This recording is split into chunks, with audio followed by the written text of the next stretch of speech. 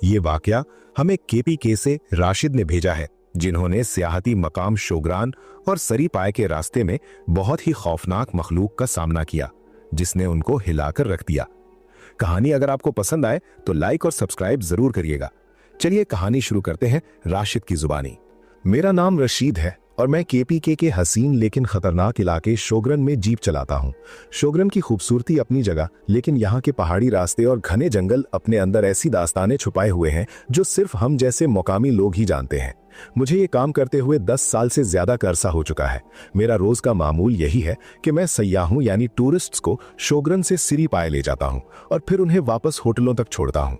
इन 10 सालों में मैंने हर तरह का मौसम और हर तरह के लोग देखे हैं, लेकिन जो वाकया 3 साल पहले मेरे साथ पेश आया उसने मेरी रूह तक को कंपा कर रख दिया था। वो जुलाई के आखिरी दिन थे और सावन का महीना अपनी पूरी शिद्दत पर था। शोग्रन में सावन का मतलब है कि बादल जमीन पर उतर आते हैं और हर तरफ धुंध का राज होता है। उस दिन भी सुबह से ही हल्की हल्की बूंदें गिर रही थीं, जिसकी वजह से सिरीपाय का कच्चा रास्ता इंतहाई खतरनाक हो चुका है। वो रास्ता वैसे ही पथरीला और तंग है, लेकिन बारिश के बाद वहां की मिट्टी चकनी हो जाती है और गाड़ी का फिसलना एक आम सी बात है। उस दिन मेरे पास एक जवान जोड़ा था जो शायद इस्लामाबाद से सैर करने आए थे। लड़के का नाम फैसल था और उसकी बीवी का नाम मारिया था। दोनों बहुत खुश नजर आ रहे थे और पहाड़ों की खूबसूरती में खोए हुए थे। हम सुबह के वक्त सिरीपाय पहुंचे थे, लेकिन बादलों की वजह से वहां बहुत जल्द अंधेरा छाने लगा। मैंने फैसल से कहा भी कि हमें जल्दी निकलना चाहिए क्योंकि वापसी का रास्ता बहुत दुश्वार है, लेकिन वो लोग तस्वीरें खींचने और वहां की हरियाली देखने में इतने मगन थे कि हमें वापसी शुरू करते करते शाम के 5 बज गए।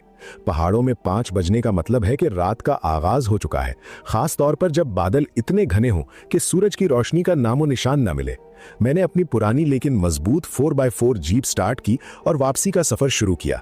मारिया पिछली सीट पर बैठी हुई थी और फैसल मेरे साथ अगली निशिस्त पर था। रास्ता बहुत ज्यादा खराब हो चुका था, हर जगह गहरा कीचड़ था और जीप के पहिए बार बार फिसल रहे थे। मैंने दूसरा गियर लगाया हुआ था और पूरी तवज्जो सामने के रास्ते पर थी, क्योंकि एक छोटी सी गलती हमें गहरी खाई में गिरा सकती थी। सड़क के एक तरफ बुलंदोबाला पहाड़ थे और दूसरी तरफ घना जंगल, जो बादलों और अंधेरे की वजह से एक काली दीवार जैसा लग रहा था। अभी हमें सफर शुरू किए 5 मिनट ही हुए होंगे कि अचानक बाएं तरफ के घने दरख्तों के बीच से एक ऐसी चीख सुनाई दी जिसने मेरा दिल धड़कना भुला दिया। वो चीख किसी इंसान की नहीं लग रही थी, या अगर थी भी तो उसमें इतनी तकलीफ और इतना खौफ था कि मारिया के हलक से भी एक छोटी सी चीख निकल गई। वो चीख इतनी ऊंची थी कि जीप के इंजन के शोर को भी चीर गई थी।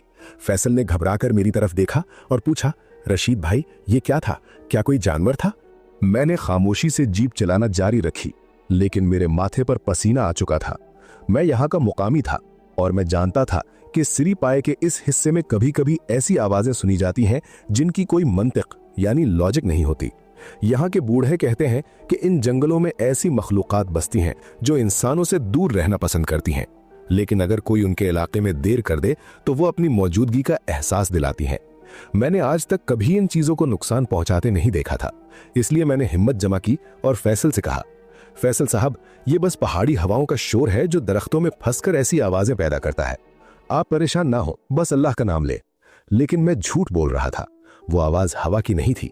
अभी मारिया संभल ही रही थी कि वही चीख दोबारा सुनाई दी, लेकिन इस बार वो पहले से ज्यादा करीब थी, जैसे कोई जंगल के अंदर हमारे साथ साथ भाग रहा हो।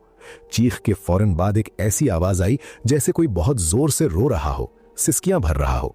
मारिया ने डर के मारे अपना सर फैसल के कंधे पर रख दिया और रोना शुरू कर दिया। फैसल, मुझे बहुत डर लग रहा है, ये आवाजें कितनी भयानक हैं। राशिद भाई, प्लीज गाड़ी तेज चलाएं। मैं कैसे समझाता कि इस कीचड़ में गाड़ी तेज चलाना खुदकुशी के बराबर है। मैंने जीप की हेडलाइट्स पूरी तरह ऑन कर दी, लेकिन धुंध इतनी ज्यादा थी कि सामने 2 फुट का रास्ता भी बमुश्किल नजर आ रहा था। मैंने दबी आवाज में मारिया और फैसल से कहा, आप दोनों आयतल कुर्सी पढ़ना शुरू कर दें, अल्लाह बेहतर करेगा। जैसे ही हमने तिलावत शुरू की, गाड़ी के अंदर का माहौल बिल्कुल बदल गया। अचानक मुझे महसूस हुआ कि जीप का पिछला हिस्सा बहुत ज्यादा भारी हो गया है, जैसे वहां 2-3 नहीं बल्कि 8-10 लोग आकर बैठ गए हों। जीप के टायर कीचड़ में बुरी तरह धंसने लगे और इंजन जोर लगाने लगा। ऐसा बोझ मैंने आज तक महसूस नहीं किया था। गाड़ी की रफ्तार रेंगने के बराबर रह गई थी। फैसल ने मुड़कर पीछे देखा, लेकिन वहां अंधेरे के सिवा कुछ नहीं था। राशिद भाई, गाड़ी आगे क्यों नहीं बढ़ रही? इंजन इतनी आवाज क्यों कर रहा है? फैसल की आवाज में लर्जा साफ सुनाई दे रहा था। फजा अचानक इतनी ठंडी हो गई कि हमें अपने सांसों का धुआं नजर आने लगा। जीप के अंदर की हवा में एक अजीब सी सरंद फैल गई, जैसे कोई पुरानी लाश कहीं करीब हो। कॉल करने का तो सवाल ही पैदा नहीं होता था, क्योंकि इस इलाके में सिग्नल का दूर दूर तक नामो निशान न था। हम बिल्कुल अकेले थे इस सुनसान रास्ते पर, इस खामोश जंगल के दरमियान। अचानक जीप ने एक जोरदार झटका खाया और इंजन बंद हो गया। मैंने बार बार सेल्फ मारा, लेकिन जीप स्टार्ट नहीं हो रही थी। ऐसा लग रहा था जैसे इंजन की ताकत को किसी ने खींच लिया हो। हर तरफ एकदम कब्रिस्तान जैसा सन्नाटा छा गया। बस बाहर से बारिश के गिरने की आवाज आ रही थी। इसी खामोशी में हमें सरगोशियां सुनाई देने लगीं, जैसे जीप की छत पर और खिड़कियों के बाहर बहुत से लोग खड़े आपस में बातें कर रहे हों। वो जबान कोई ऐसी थी जो हमने पहले कभी नहीं सुनी थी। मारिया, आंखें बंद कर लो। फैसल ने उसे अपने साथ भींच लिया। मारिया हिचकियां लेकर रो रही थी। मैं खुद अंदर से कांप रहा था, लेकिन मैं ड्राइवर था, मुझे उनका हौसला बनना था। हिम्मत ना हारे फैसल भाई, ये बस एक इम्तिहान है, अल्लाह हमें बचा लेगा, मैंने अपनी कांपती आवाज को छुपाते हुए कहा। वो चीख जो पहले दूर से आ रही थी, अब एक दर्दनाक कराहने में बदल गई थी, जैसे कोई जीप के बिल्कुल नीचे लेटा हुआ दर्द से तड़प रहा हो। इस कराहने के साथ ही हमें जंगल के दरख्तों में तेजी से हरकत नजर आई। ऐसा लग रहा था जैसे कोई चीज एक दरख्त से दूसरे दरख्त पर इतनी तेजी से छलांग लगा रही है कि उसका सिर्फ साया ही नजर आता था। मारिया ने अचानक एक जोरदार चीख मारी और सामने के शीशे की तरफ इशारा किया। वो देखो, वो कौन है? हमने सामने देखा तो दरख्तों के झुंड के पीछे एक लंबा स्याह साया खड़ा हमें घूर रहा था। उसकी आंखें हेडलाइट की मध्यम रोशनी में सुर्ख अंगारों की तरह चमक रही थीं। वो साया साकित था, लेकिन उसकी मौजूदगी से पैदा होने वाला खौफ इतना शदीद था कि हमारे जिस्मों से जान निकलती महसूस हो रही थी। ऐसा लग रहा था जैसे वो हमें वार्निंग दे रहा हो कि हमने उसकी सरहद अबूर की है। जीप के अंदर का माहौल अब नाकाबिले बर्दाश्त हद तक बोझल हो चुका था। ऐसा लग रहा था जैसे जीप के ऊपर कोई बहुत भारी वजनी चीज रखी गई है जो उसे नीचे मिट्टी में धंसा रही है। मारिया मुसलसल रो रही थी और फैसल बुलंद आवाज में आयतल कुर्सी पढ़ने की कोशिश कर रहा था, लेकिन उसकी आवाज खौफ की वजह से हलक में ही फंस रही थी। मैंने भी अपनी आंखें बंद कर लीं और पूरे दिल से दुआ मांगी कि या अल्लाह, इन मासूमों की खातिर हमें यहां से निकाल दे। अचानक मुझे महसूस हुआ कि जीप पर मौजूद वो बोझ आहिस्ता आहिस्ता कम हो रहा है। वो जो एक दबाव महसूस हो रहा था, वो जैसे हवा में तहलील यानी डिसॉल्व होने लगा। मैंने फौरन चाबी घुमाई और इस बार मोजज़ाती तौर पर जीप का इंजन घुर्राकर स्टार्ट हो गया। फैसल ने एक लंबी सांस ली और अल्लाह का शुक्र अदा किया, लेकिन अभी हमारी मुश्किलात खत्म नहीं हुई थी।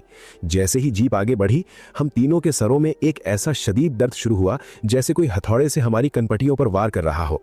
वो दर्द इतना शदीद था कि फैसल ने अपने सर को दोनों हाथों से पकड़ लिया और कराहने लगा। मारिया की आंखों के सामने अंधेरा छाने लगा था। वो बार बार अपनी पलकें झपक रही थी, लेकिन उसे कुछ साफ नजर नहीं आ रहा था। राशिद भाई, मुझे कुछ नजर नहीं आ रहा, मेरा सर फट जाएगा, मारिया ने तड़पते हुए कहा। मुझे भी चक्कर आ रहे थे, लेकिन मैंने अपनी गिरफ्त स्टीयरिंग पर मजबूत रखी। अभी हम चंद मीटर ही चले होंगे कि हेडलाइट्स की रोशनी में हमें सामने एक छोटा बच्चा नजर आया। वो बच्चा सड़क के बीचों बीच खड़ा था। उसका रंग मटियाला था और उसके पांव नंगे थे। उसने बोसीदा से कपड़े पहने हुए थे, लेकिन वो बारिश में भीगा हुआ नहीं लग रहा था। उसे देखकर हम सब हैरान रह गए कि रात के इस पहर इस सुनसान और खतरनाक जंगल में एक छोटा बच्चा क्या कर रहा है। मैंने जीप रोक ली। वो बच्चा बिल्कुल खामोश खड़ा था और उसका चेहरा ढका हुआ था। फैसल ने खिड़की से बाहर सर निकालकर पूछा, बेटा तुम यहाँ क्या कर रहे हो, तुम्हारा घर कहाँ है? लेकिन उस बच्चे ने कोई जवाब नहीं दिया। उसने सिर्फ अपना हाथ उठाया और आगे के रास्ते की तरफ इशारा किया, जैसे वो हमें बता रहा हो कि यहाँ मत रुको और आगे निकल जाओ। मारिया ने सहम कर कहा, राशिद भाई इसके पांव देखो। मैंने गौर किया तो मेरे रोंगटे खड़े हो गए। उस बच्चे के पांव मुड़े हुए नहीं थे, लेकिन वो जमीन से थोड़ा ऊपर मुअल्लक यानी फ्लोटिंग था। जैसे ही मैंने जीप थोड़ी आगे बढ़ाई ताकि उसका चेहरा देख सकूं, वो बच्चा पलक झपकते ही गायब हो गया। हमने पीछे मुड़कर देखा, वहां दूर दूर तक कोई नहीं था।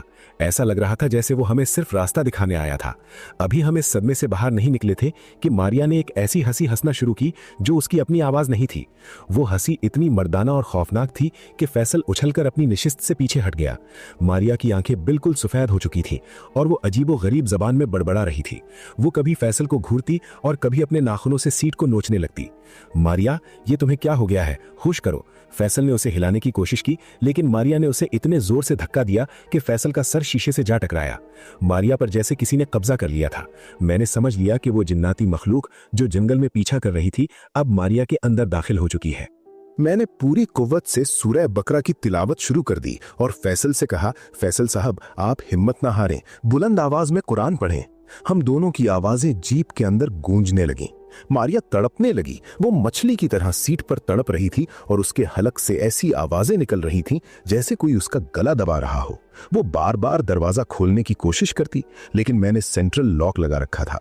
इसी कश्मकश में हम तकरीबन आधा घंटा गुजर चुके थे कि सामने से एक और गाड़ी की लाइट्स नजर आईं। वो एक मकामी जीप थी जो शायद शोग्रान से किसी काम के लिए निकली थी। मैंने पागलों की तरह हॉर्न बजाया और उसे रोका। इस जीप में 2 मकामी नौजवान थे। उन्होंने जब मारिया की हालत देखी तो वो समझ गए कि मामला क्या है। उन्होंने हमें हिम्मत दी और हमारी गाड़ी के आगे आगे चलने लगे ताकि हमें रास्ता नजर आ सके। जब हम बिलाखिर शोग्रान पहुंचे तो मारिया बिल्कुल निढाल होकर बेहोश हो चुकी थी।